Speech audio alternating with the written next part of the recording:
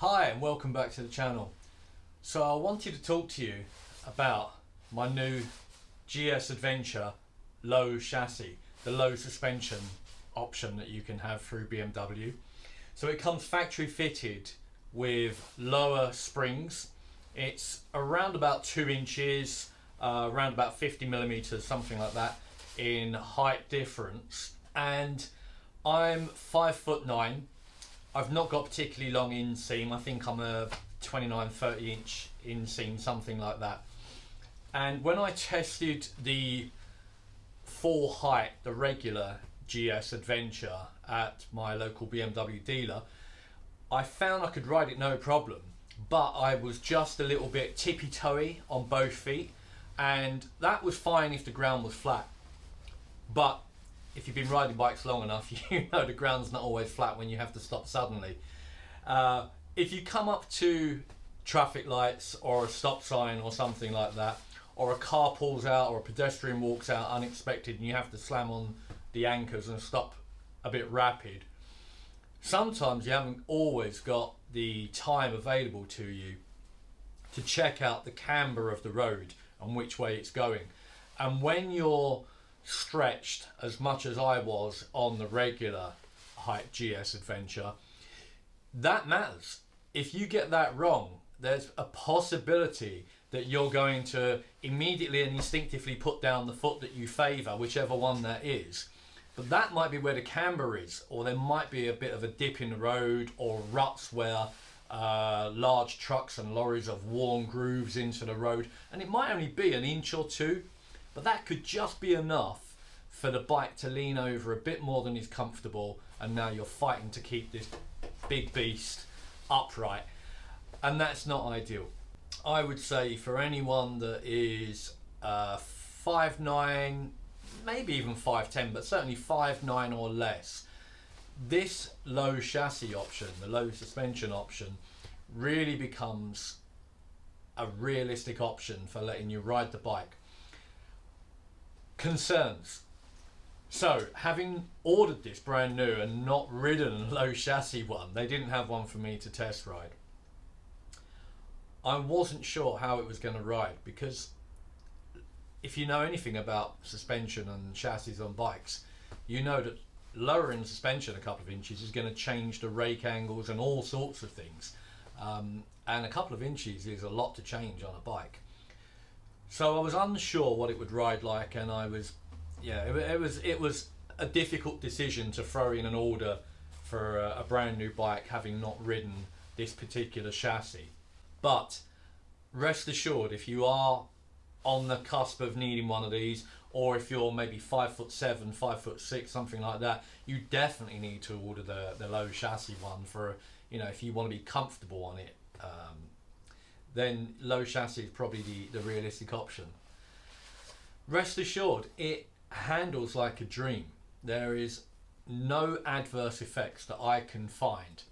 Now, having said that, big caveat, transparency, all that sort of thing, I've not ridden them back to back and done an A-B comparison. I'm kind of going from my memory 3 months before this arrived, what it was like with the demo bike at my local dealer. And like I say, I can't feel or remember it being much better, handling much different. I've done around about 350 miles on this now, so I've not done too many miles on it. It's all been tarmac, it's all been road, and I've not had a problem with it. It handles like a dream. For comparison, my last bike was a 2019 Fireblade. So I'm used to light, agile, very, very pointy front end bikes that can just tip into a roundabout and really nail those sort of lines. This is probably the most sure-footed bike I've ever ridden. Tipping this into a roundabout is an incredible sensation. It is nailed. And it is so light and easy to handle once the wheels are turning.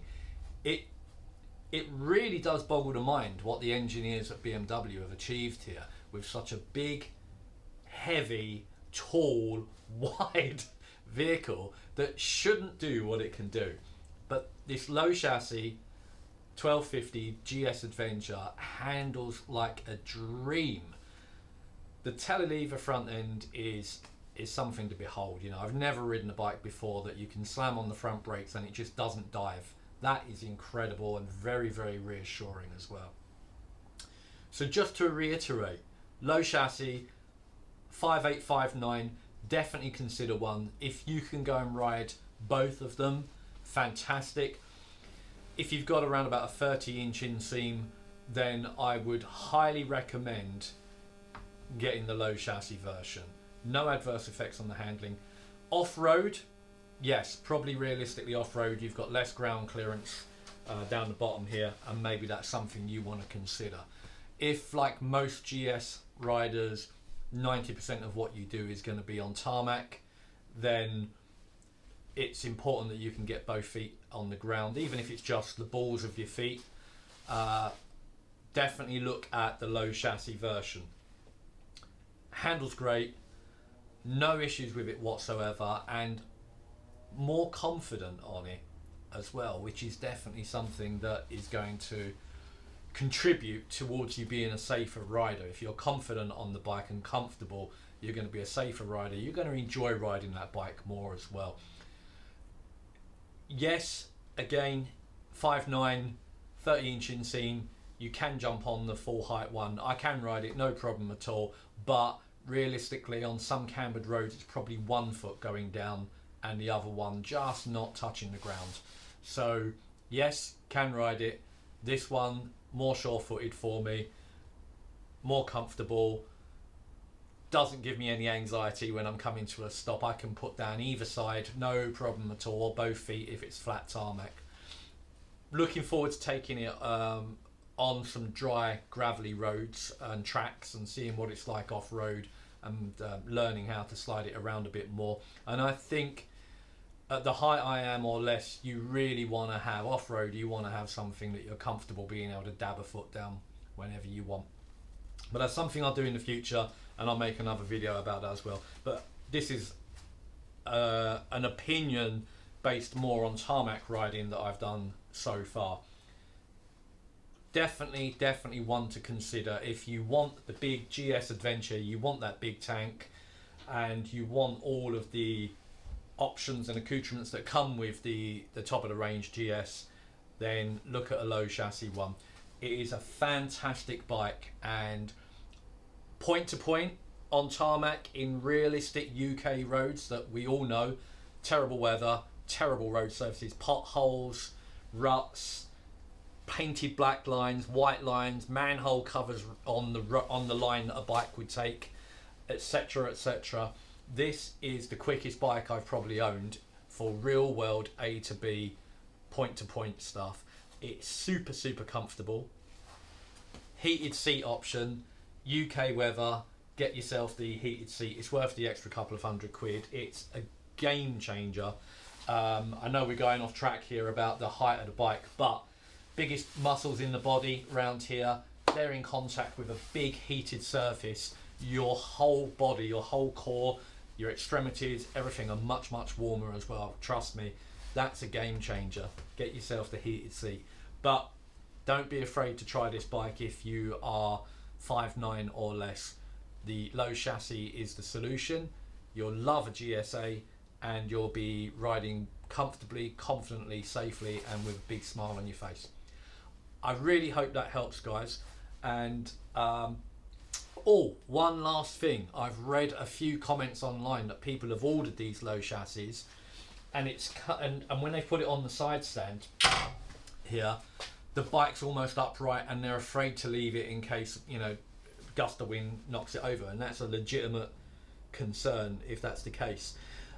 Some of those people, I've read further comments from them, and their side stand, it sounds like, has not been modified at the factory for the low chassis. This one has. There's a straightforward cut and weld job. They take out an inch or two out of it. This thing on the side stand leans over at a good sort of, I don't know, something like about a 45-40 degree angle, and I've never had any concerns that this is going to topple over on the side stand at all. Great leverage. Oh, same again on the centre stand. They shorten the centre stand specific for this low chassis. Big bike, big beast. I'm not a huge guy, 5'9", weighing about 76 kilos. I'm guessing in stones, I'm around about 12 stones, something like that. Sorry for guys in America, you're gonna have to work that out in pounds for yourself. But getting this on the centre stand is an absolute breeze. You don't lift the bike. If anyone out there has been riding long enough, you know a centre stand is a lever that you stand on and put your weight on, and the centre stand becomes the fulcrum point that the bike rolls and levers on. Absolutely no problem. Don't be afraid of getting this bike if you're not a huge guy. The low chassis will sort it all out for you and you'll be a happy biker, trust me. Good luck on the roads, enjoy the bikes, stay safe, and I'll see you next time. Drop any comments down below if you've got any questions about this. I'm more than happy to answer. If anyone's got any tips about owning a GS as well, again, drop it down in the comments. I've got a load of Lone Rider semi-rigid luggage and handlebar bags and frame bags and all that on the way. As soon as I get that, I'll do another review of that. Catch you later, guys.